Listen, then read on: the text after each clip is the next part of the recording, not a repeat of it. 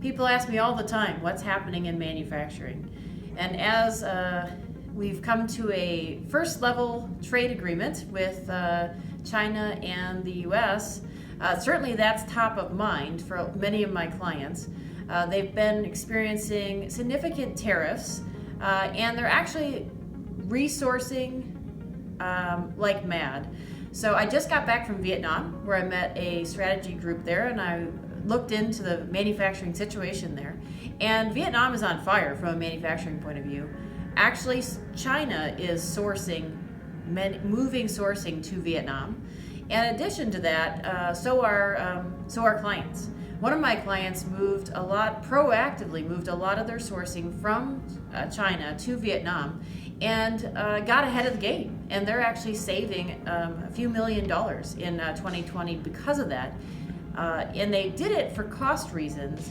In addition to, they just looked like heroes when it came down to the tariffs. But that's not the only option. Vietnam is a great option in Asia for certain types of products, and they are definitely growing like mad. They really like the U.S. and they love manufacturing.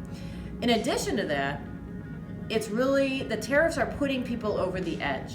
And what I mean by that is the cost differential. If you look at the total cost between producing in the US or Mexico versus Asia, has come into parity for most non-commodity products for several years now. But clients have still been sticking with it because it's so hard to move. There's so much work involved in moving, and the capital investment is significant.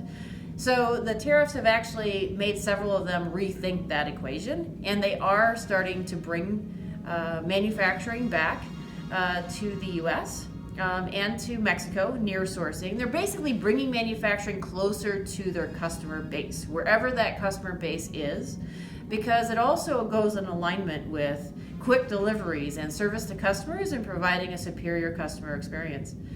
In addition, the U.S. has been making amazing progress when it comes to robots, autonomous vehicles, and all sorts of uses of AI and IoT so that we can take our manufacturing operations to a whole new level of performance where we actually can deliver rapidly and at a less cost than bringing it over from Asia in many, many cases. So I see that increasing in 2020, and I look forward to seeing that happen and working with clients to make the bottom line performance improve.